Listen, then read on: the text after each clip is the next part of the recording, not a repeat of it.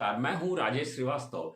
देश में पिछले एक लंबे समय से सिंधु बॉर्डर पे किसान धरना दे रहे हैं। किसान कृषि कानूनों को वापस लेने के लिए मांग को लेकर के धरने पर बैठे हैं और लगभग 3 दिन ऐसे हो गए हैं जब किसान लगातार भूख हड़ताल पे बैठे हुए हैं। यानी कि कई किसान ऐसे हैं जो 11-11 घंटे की भूख हड़ताल कर रहे हैं और किस सरकार है कि सरकार झुकने के लिए तैयार नहीं है। सरकार के बीच में और किसान संगठनों के बीच में लगातार बातचीत हो रही है और बातचीत वहीं पर टिकी हुई है। अब किसानों ने कल साफ साफ मना कर दिया कि अब हम किसान सरकार से कोई बातचीत तभी करेंगे जब प्रस्ताव में कोई बदलाव होगा। यानी सरकार जो कहना चाहती है उस एमएसपी पे वो बात नहीं करना चाहती, जबकि किसान चाहते हैं कि एमएसपी के मुद्दे पर बातचीत हो।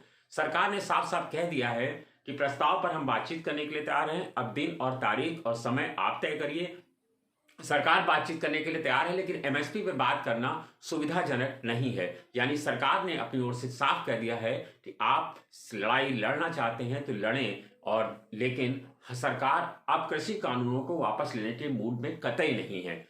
दूसरी तरफ आपको बता दें कि सरकार ने अब एक दूसरा, जबकि इस आंदोलन में अब तक तकरीबन 28 किसानों की मौत हो चुकी है। यानी 28 अन्नदाता सड़कों पर प्रदर्शन करके अपने हक और हुकूक की लड़ाई के लिए अपनी जान गंवा बैठा है, लेकिन सरकार अभी भी टस से मस नहीं हो रही। सरकार के केंद्रीय कृषि मंत्री नरेंद्र सिंह तोमर लगातार बातचीत कर रहे हैं, प्रस्ताव दे रहे हैं, लेकिन बातचीत से अब किसान समझने के लिए तैयार नहीं है। वो किसान मानने को तैयार नहीं है कि उसे जो चाहिए वो सरकार जब तक प्रस्ताव में नहीं रखेगी तब तक बातचीत। किसान कह रहा है कि हम 5 मिनट में अपना आंदोलन खत्म कर देंगे अगर सरकार तीनों कृषि कानूनों को वापस ले ले।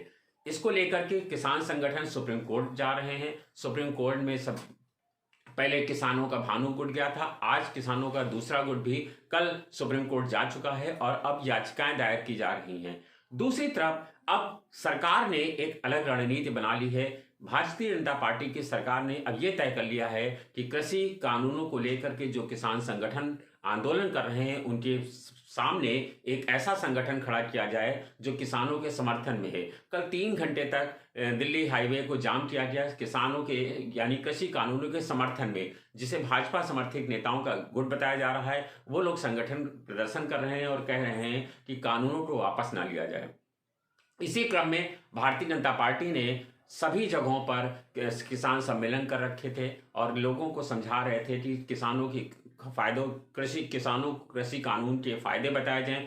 आज इसी क्रम में भारतीय जनता पार्टी के प्रधानमंत्री नरेंद्र मोदी ने आज किसान सम्मान निधि के तहत आज सुबह 9 करोड़ किसानों को 2-2 हजार रुपए की राशि यानी 18,000 करोड़ रुपए की भारी भरकम राशि किसानों को दी। एक तरफ किसान सड़कों पर बैठा हुआ है, अन्नदाता सिंधु बॉर्डर पर ठंड में ठिठुर रहा है, 28 किसान जान दे चुके हैं और प्रधानमंत्री और उनकी सरकार के मंत्री ये साबित करने में जुटे हैं कि जो वहां पर प्रदर्शन कर रहे हैं वह दरअसल किसान है ही नहीं। जबकि किसान कह रहा है कि आप आईडी चेक कर लीजिए, आप जो है सारी चीजों को चेक कर लीजिए कि वो जांच खेती करता है नहीं करता है या कोई उद्योगपति है। लेकिन सरकार ये साबित करने में जुटी है कि वो विपक्ष के लोग हैं, वो उद्योगपति हैं। सरकार ने तमाम तरह के उत्पीड़न भी शुरू कर दिए हैं, उन लोगों की जांच की जा रही है, उन लोगों के खिलाफ तरह तरह के मुकदमे लगाए जा रहे हैं, उन लोगों की तरह तरह की जांच नोटिसें थमाई जा रही हैं ताकि किसी भी तरह से किसान संगठनों का जो आंदोलन है वह टूटे। हमने राकेश टिकैत से भी बात करने की कोशिश की। राकेश टिकैत का साफ कहना है कि हम आंदोलन किसी भी तरह से वापस नहीं लेंगे। इस बार किसान बहुत मजबूती से जुटा है और राकेश टिकैत ने जिस तरह से किसानों को संगठित कर रखा है वह अब पूरे देश में किसान लामबंद हो रहा है। उनका कहना है कि हम पीछे नहीं हटेंगे, हम अपनी जान दे देंगे, हमें इसकी कोई चिंता नहीं है कि हमारे प्राण जाएं या रहें, लेकिन हम सरकार के आगे घुटने टेकने वाले नहीं हैं। प्रधानमंत्री ने आज सुबह जो भाषण दिया किसान सम्मान निधि की राशि बांटते समय, उन्होंने कहा कि किसानों को जो है किसानों के कंधे पर बंदूक रख करके विपक्ष चला रहा है और उन्होंने तमाम तरह की इस तरह की बातें की। उन्होंने कहा कि वहाँ इवेंट मैनेजमेंट की तरह काम हो रहा है, लोग सेल्फी ले रहे हैं, फोटो खिंचा रहे हैं, लेकिन वो जो वहाँ पर आंदोलन कर रहे हैं दरअसल वो किसान है ही नहीं। दूसरी तरफ उत्तर प्रदेश के मुख्यमंत्री योगी आदित्यनाथ ने कहा कि जब से भारतीय जनता पार्टी की सरकार आई है तब से किसान बहुत खुशहाल है। आपको बता दें इन सबके बीच जो एक सम्मान देने की राशि शुरू हुई है, प्रधानमंत्री नरेंद्र मोदी ने यह राशि 2018 से शुरू हुई थी। 2018 का वो वक्त था जब भारतीय जनता पार्टी 2019 में लोकसभा चुनाव में जाने वाली थी। तब भारतीय जनता पार्टी ने प्रधानमंत्री किसान सम्मान निधि योजना शुरू की थी। इस योजना के तहत हम कुछ आंकड़े हैं जो आपको बता दें। पीएम किसान निधि के तहत अब तक किसानों के द्वारा हित में चलाई जा रही स्कीम है। इसके तहत देश के किसानों को एक साल में 3 किस्त के जरिए 6,000 करोड़ रुपए 6,000 रुपए दिए जाते हैं और इसकी अब तक 6 किस्तें जारी की जा चुकी हैं। किसानों का जो रजिस्ट्रेशन हुआ है, यानी अब तक की इस योजना से जो किसान लाभान्वित हुए हैं उनकी संख्या तकरीबन 1 दिसंबर 2018 से शुरू हुई थी और वो जाकर के अब तक के करीब 11.5 करोड़ रुपए किसानों का रजिस्ट्रेशन इस योजना के तहत हो चुका है। उत्तर प्रदेश में इस किसानों के तहत पहली जो राशि जारी की गई थी, यानी जो 2018 में जो योजना शुरू हुई थी, उसके बाद पहली किस्त जो जारी हुई थी फरवरी 2019 में जारी हुई थी, जबकि दूसरी किस्त अप्रैल 2019 में जारी हुई, तीसरी किस्त अगस्त 2019 में जारी हुई, चौथी किस्त जनवरी 2020 में लागू हुई, पांचवी किस्त अप्रैल 2020 में जारी हुई, छठी किस्त अगस्त 2020 में जारी की गई। पहली किस्त जो फरवरी 2019 में जारी की गई थी वह तकरीबन 10.26 करोड़ किसानों को मिली थी। दूसरी किस्त जो अप्रैल 2019 में जारी की गई उसके तहत करीब 9.89 करोड़ किसानों को लाभान्वित किया गया। तीसरी किस्त अगस्त 2019 में जारी हुई जिसके तहत 9 करोड़ किसानों को लाभ मिला। चौथी किस्त जो जनवरी 2020 में लागू हुई बांटी गई उसमें करीब 7.73 करोड़ किसानों को लाभ दिया गया, जबकि छठी किस्त जो अगस्त 2020 में जारी हुई उसमें 6.48 करोड़ किसानों को लाभ मिला, जबकि सातवीं किस्त जो जारी हुई है जो छठी किस्त जारी हुई वो अगस्त 2020 में थी, उसके तहत 3.77 करोड़ किसानों को लाभ मिला है। इस इतने लाभ के बावजूद आज जो किस्त जारी की गई उसमें सबसे ज्यादा किसानों को लिया गया। उसमें पहली किस्त के बाद सिर्फ 10 करोड़ किसानों को दिया गया था। उसके बाद आज 9 करोड़ किसानों को लाभान्वित किया गया जिन्हें 2-2 हजार रुपए की धनराशि बांटी गई और यह धनराशि देखा जाए तो 18,000 करोड़ रुपए की होती है। देखने में यह धनराशि काफी भारी भरकम है, काफी बड़ी धनराशि है, लेकिन अगर आप इसको देखें तो किसान सम्मान निधि के तहत जो किसानों को लाभान्वित किया जा रहा है 2,000 रुपए के हिसाब से अगर आप इसको जोड़ेंगे तो प्रति माह करीब 500 रुपए किसानों को मिलता है। यानी किसानों के जो सम्मान सरकार ने जारी किया है, यानी किसानों के सम्मान का जो मूल्य सरकार ने तय किया है वो 500 रुपए महीने का है। आप सोचिए कि 500 रुपए महीने में कौन सा किसान ऐसा है जो भरपेट खाना खा सकता है। जबकि अगर आप एक मजदूर से किसान की तुलना करें, जबकि मजदूर श्रमदाता है और किसान अन्नदाता है। जो किसान सबको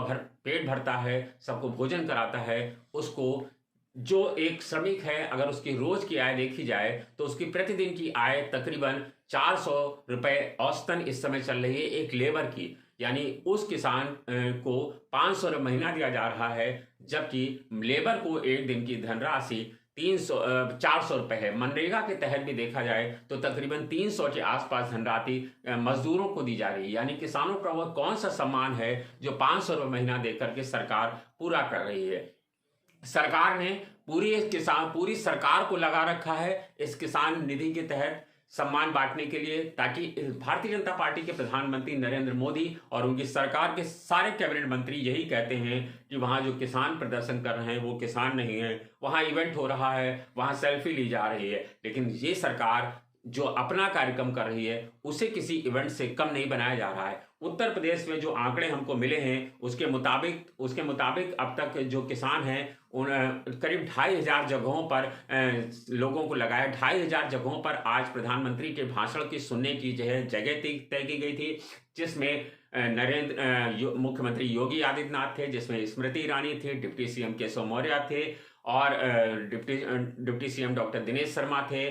स्मृति ईरानी को अमेठी में लगाया गया था, खुद मुख्यमंत्री मोहनलालगंज में थे। जगह जगह पर ऐसे इवेंट तय किए गए थे जहां पर, और आपको बता दें कि उत्तर प्रदेश सरकार ने एक एक मंत्री को, जिस मंत्री की आप कल्पना कर सकते हैं वो सारे मंत्रियों की ड्यूटी लगाई गई थी कि वो अलग अलग जगहों पर जाकर के प्रधानमंत्री के इस भाषण को एक इवेंट के रूप में बनाएं और 3 दिनों तक वह ये कार्यक्रम चलेगा, यानी कि जगह जगह पर इसमें बात की जाएगी। प्रधानमंत्री 6 राज्यों के किसानों के साथ आज संवाद भी कर रहे थे।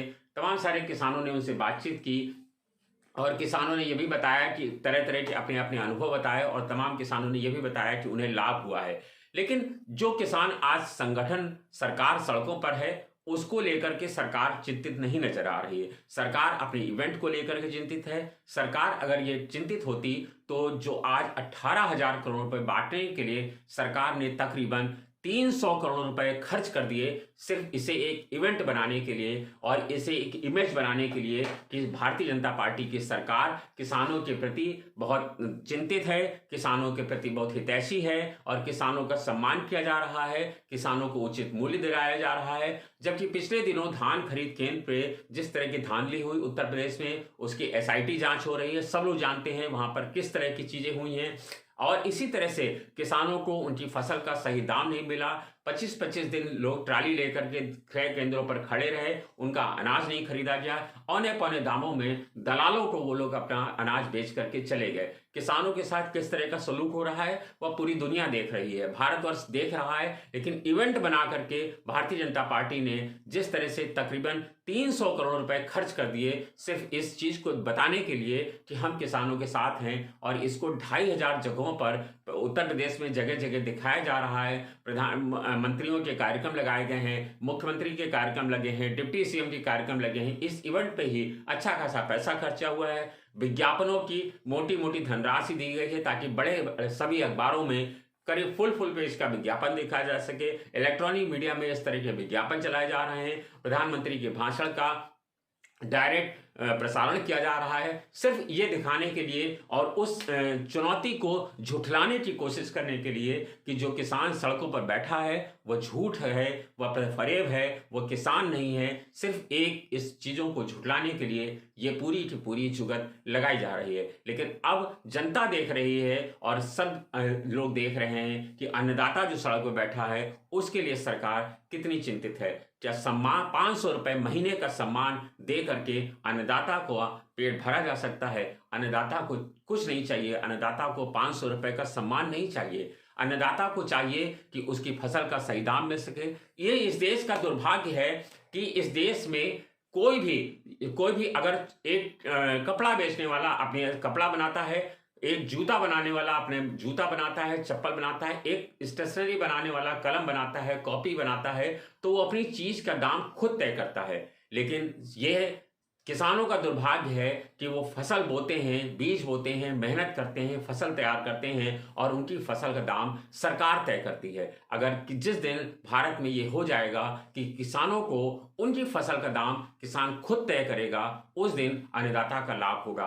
अगर वास्तव में सरकार चाहती है कि अन्नदाताओं को उसका सम्मान मिले तो ऐसा कानून लाए जिसमें किसानों को उनकी फसल दंड करने का अधिकार उसको मिले कि वो चाहे तो अपना गेहूं कितने में बेचेगा ये किसान तय करे, वो अपना आलू कितने में बेचेगा ये किसान तय करे, वो अपनी सब्जी कितने में बेचेगा ये किसान तय करे। जिस दिन इस देश में ये हो जाएगा उस दिन किसान हो जाएगा। आज भारतीय जनता पार्टी 500 रुपये महीने किसानों को दे करके बहुत वाहवाही लूट रही है, लेकिन ये भारतीय जनता पार्टी को वो दिन नहीं भूलना चाहिए जब भारतीय जनता पार्टी ने समाजवादी पार्टी की उस योजना पर बहुत सारे व्यंग्य कसे थे और जगह जगह इस पर लेकर के मजाक उड़ाया गया था कि समाजवादी पार्टी ने 500 रुपये बेरोजगारी भत्ता बांट रही है, यानी कि 500 रुपये दे करके कौन से बेरोजगार को रोजगार दिया जा सकता है, कौन से बेरोजगार का पेट भरा जा सकता है।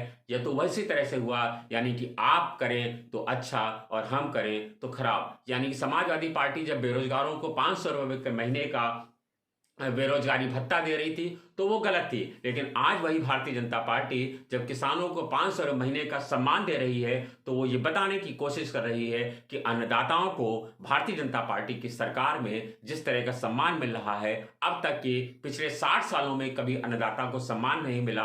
अन्नदाता इस 500 रुपये की धनराशि से पा करके इतना गदगद है कि वह भारतीय जनता पार्टी के झंडे तले, भगवा झंडे तले वो अपने आप को सबसे महफूज महसूस कर रहा है। फिर आखिर वो कौन है जो सिंधु बॉर्डर पर जमा है, वो कौन है जो लाठियां खा रहा है, वो कौन है जिसके ऊपर पानी की ठंडी मौसम में पानी की बौछारें छोड़ी जा रही हैं, वो कौन था जिसके ऊपर लाठियां चलाई गई, वो कौन है जो दिल्ली आगरा हाईवे पर जमा है, वो कौन है जो दिल्ली जयपुर बॉर्डर पर जमा है। ये सरकार को समझना चाहिए। यह सरकार अगर समझदार है, अगर सरकार के वास्तव में किस अन्नदाता की हितैषी है, तो सरकार को चाहिए कि सिंधु बॉर्डर पर जाएं प्रधानमंत्री और उन किसानों से अपने मन की बात करें, कि देखें कि थाली और ताली बजाने से अच्छा है कि अगर किसानों के मन की बात सुन ली जाए, तो शायद इस देश का अन्नदाता खुश होगा, और जब इस देश का अन्नदाता खुश होगा तो निश्चित रूप से इस देश की प्रगति होगी, और वही होगा किसानों का